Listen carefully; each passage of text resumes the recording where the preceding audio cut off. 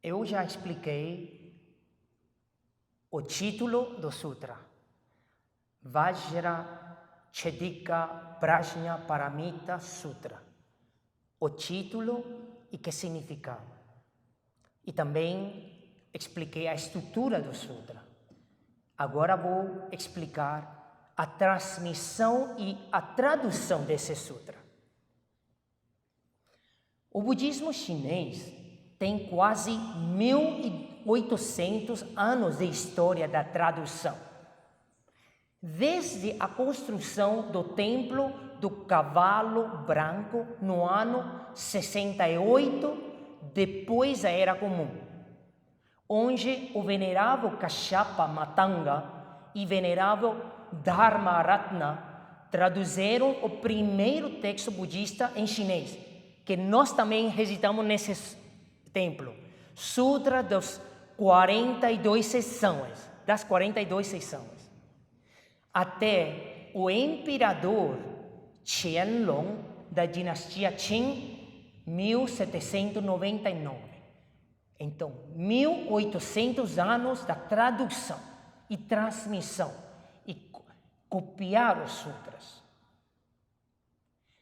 Agora, entre eles, todas as traduções e todos os tradutores, há 5 grandes tradutores reconhecidos que são: primeiro é venerável Kumarajiva, segundo é venerável Paramartha, terceiro é venerável Xuanzang, quarto é venerável Amoghavajra e o último é venerável Yijing.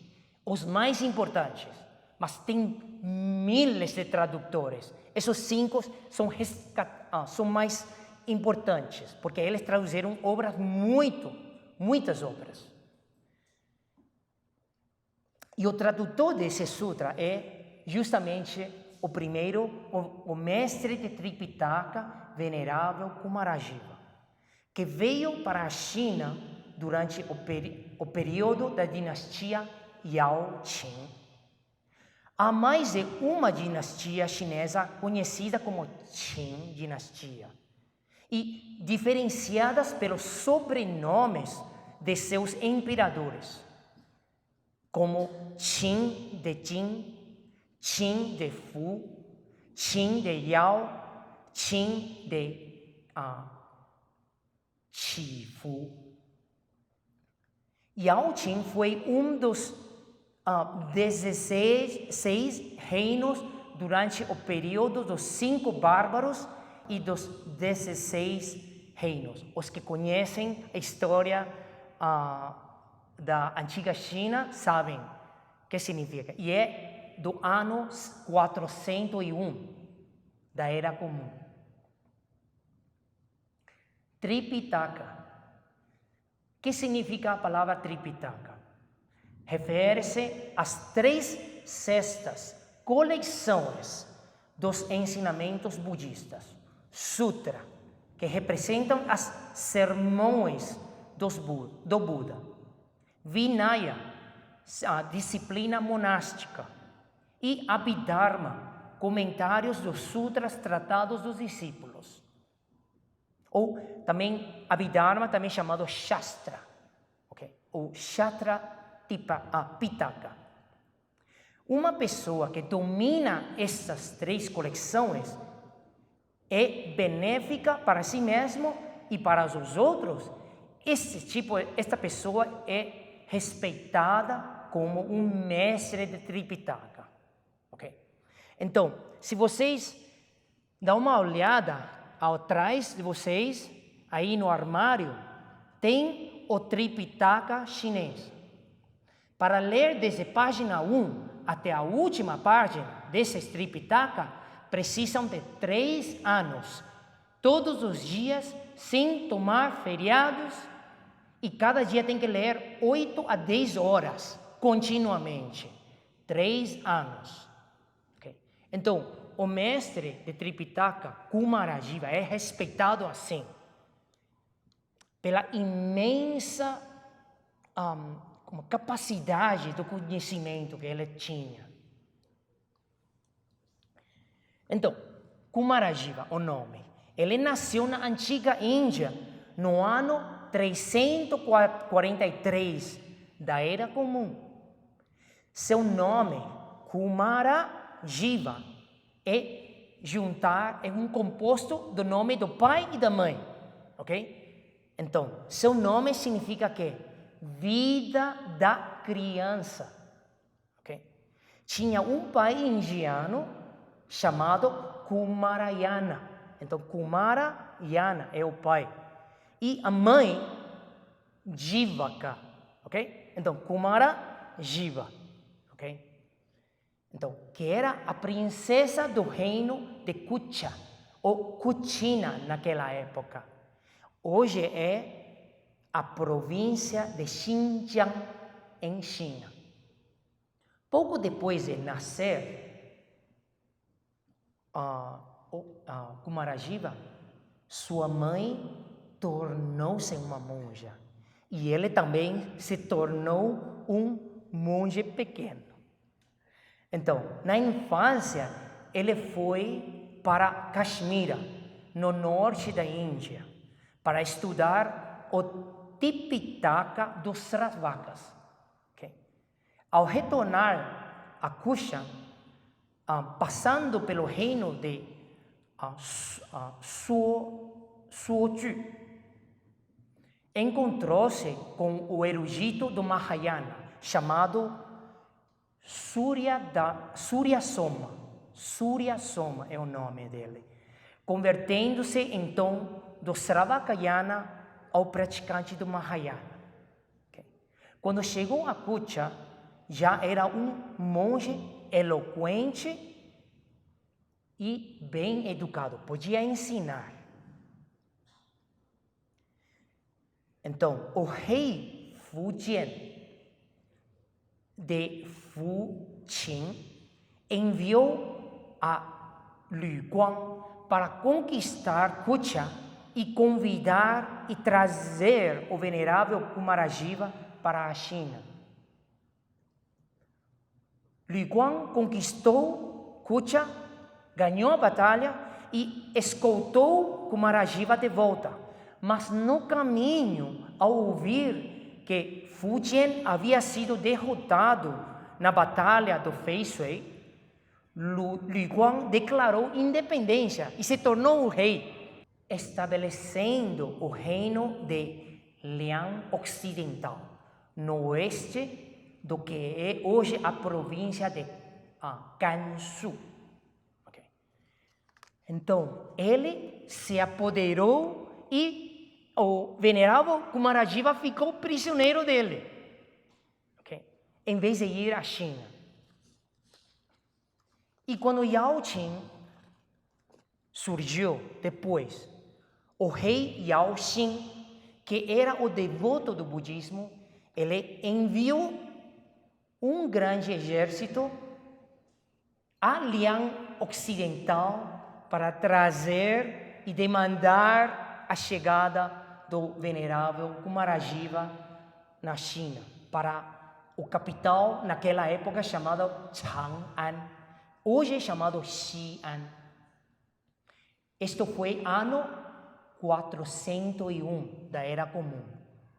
O venerável Kumarajiva já tinha 58 anos de idade. Okay? Falava já chinês e todos os dialetos necessários para fazer a tradução. Naquela época, todos os estudiosos budistas descatados reuniram-se em Chang'an para receber os ensinamentos do Mahayana, do venerável Kumarajiva. Ele traduziu textos budistas ao chinês e, ao mesmo tempo, os explicava. Okay. E quero falar um pouco sobre o processo da tradução. Na área de tradução estabelecida no Parque Xiaoyao, ele era o tradutor-chefe, o tradutor principal. E ela assistido pelos seus discípulos Shen Zhao, Dao Shen, Dao Rong e mais de 800 outros monges e eruditos leigos, poetas, pessoas educadas naquela época para fazer a tradução dos sutras. Imagina, 800 pessoas reunidas para fazer tradução. E às vezes até o imperador Yao Xin, ele participava e ajudava com a tradução. Então, o que acontecia nessa época? Cada dia, de manhã, o mestre Kumarajiva tomava rolos, folhas em sânscrito, recitava em sânscrito e traduzia oralmente, frase por frase, instantaneamente. E os discípulos faziam transcrições e depois refinavam, revisavam o texto e à tarde de noite ele explicava o traduzido e recebia perguntas das pessoas, do auditório. Era um processo rigoroso da tradução. Ele traduziu muitos sutras, traduziu tantos sutras, tratados Mahayana como Sutra do Prajna, Sutra do Lótus, Sutra do Vimalakirti, que já temos tudo traduzido ao espanhol e português. Sutra Amitabha também. E tratados como Mahaprajnaparamita Shastra, que eu estou ainda traduzindo, e Madhyamaka Karika. Muitos sutras e shastras, comentários. Suas traduções são muito precisas e expressivas, elegantes e refinadas, sendo consideradas de primeira classe e extremadamente bem sucedidas no campo da tradução.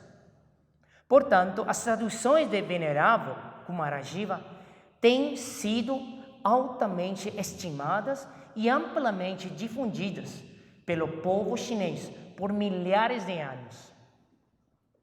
Esse sutra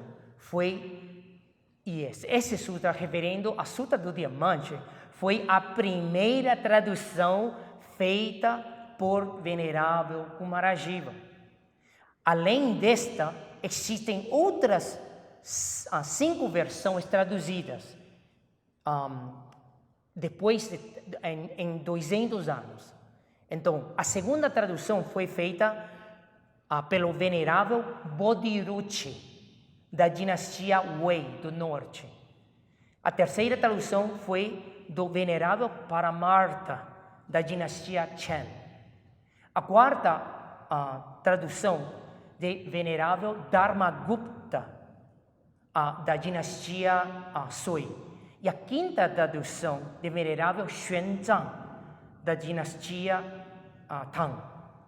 E a última, a sexta tradução de Yi Jing, da dinastia Tang. Okay. São 6 traduções em total. Mas entre as 6 traduções, o que é comumente disseminada é a primeira tradução do Venerável Kumarajiva, que nós recitamos hoje, a parte primeira. As 5 traduções posteriores são realmente do mesmo sistema do estudo do Yogacara, escola da Yogacara. E como as traduções de Bodhiruchi e Dharmagupta, que foram feitas com base nas interpretações de Venerável da Índia antiga, Asanga e Vasubandhu. Agora, somente a tradução de Kumarajiva é do sistema Madhyamaka, o mesmo nome que nosso templo, Zhongguan. Então, quero falar um pouco sobre como nós sabemos que esta é uma boa tradução. Okay? O que aconteceu? O mestre Kumarajiva, ele traduziu por 13 anos. Então, desde 58, e quando tinha 71 anos de idade, antes de falecer, ele falou com todos os discípulos dele e falou assim: eu reconheço as minhas falhas e também falta de conhecimento, mas se depois da minha morte e vocês cremam meu corpo, depois da cremação, minha língua inteira fica não queimado como relíquia. Então, todas as minhas traduções podem ser consideradas exatas, precisas, sem falhas. Então, é uma lenda, não? Não, é real. Porque eu fui na China em 2003 e eu fui a esse templo onde fica a língua dele em um contenedor, mas naquela época, 2003, não abriram para eu olhar, mas falam que está dentro. Esperam.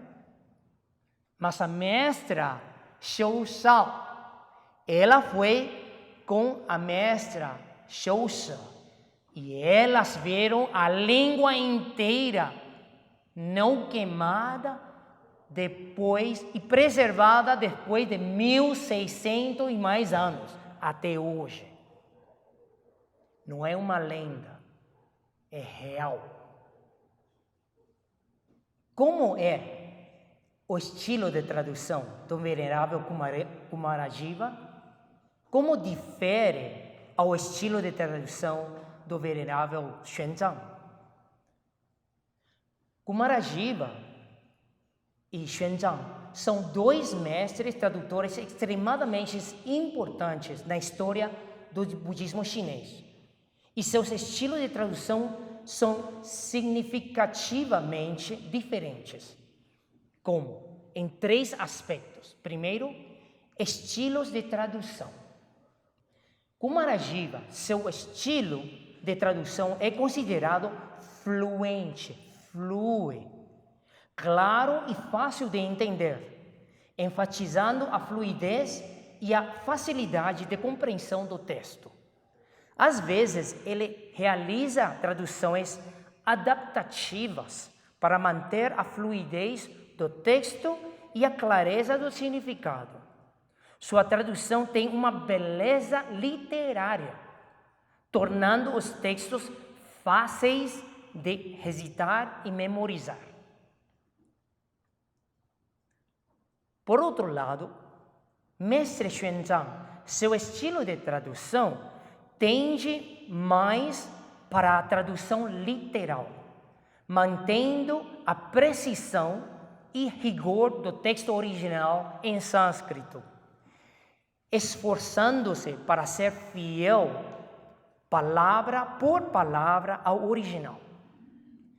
Xuanzang enfoca a precisão filosófica e a rigidez lógica, e seu trabalho de tradução geralmente é acompanhado por comentários detalhados entre interpretações para explicar os significados profundos dos textos. Segunda diferença: características linguísticas e literárias. Kumarajiva, sua tradução é considerada mais encantadora literariamente e poética. Portanto, para o público geral, sua tradução é mais atraente e acessível. Xuanzang, sua tradução é mais acadêmica e profissional, fornecendo análises filosóficas profundas e análises técnicas para estudiosos e praticantes. Terceira diferença: nos métodos e filosofia de tradução. Kumarajiva, embora valorize a precisão da tradução, ele dá mais ênfase ao significado geral do texto e à compreensão do leitor. Seu método de tradução é mais flexível, às vezes ajustado de acordo com a cultura e o contexto chinês. Xuanzang, por outro lado, ele realizou extensos trabalhos preparatórios, incluindo o aprendizado de idiomas originais, sânscrito híbrido e estudos aprofundados em teorias budistas para garantir a precisão da tradução. Ele tem exigências muito altas para a fidelidade da tradução e a precisão filosófica. Então, em resumo, a tradução de Venerável Kumarajiva é vista como mais adequada para a leitura popular e obras literárias, enquanto a tradução de Venerável Xuanzang é considerada um recurso importante para estudos acadêmicos e práticas profundas. Ambos fizeram contribuições significativas e imprescindíveis para a disseminação e desenvolvimento dos textos budistas. Então, o que eu acho da tradução? Que eu também estou traduzindo. Eu não tenho 800 pessoas me ajudando, mas tenho um grupo de 10 a 15 pessoas. Então, o que eu acho? Primeiro, é muito bom, muito importante ser fiel ao original. Mas ajustar, ser flexível com as palavras, para que seja mais facilmente lido em português ou em espanhol. Então, não sei o que vocês acharam da tradução do Sutra do Diamante que eu fiz. Não me queimam ainda, porque eu estou vivo para ver se minha língua fica aí não queimada, tá bom? Talvez um dia, quando depois de morrer, podem queimar, mas agora não, por agora não. Okay. Falei sobre o tradutor, o processo da tradução, e na próxima palestra vamos entrar tal como eu ouvi no Sutra, corpo principal. Amém.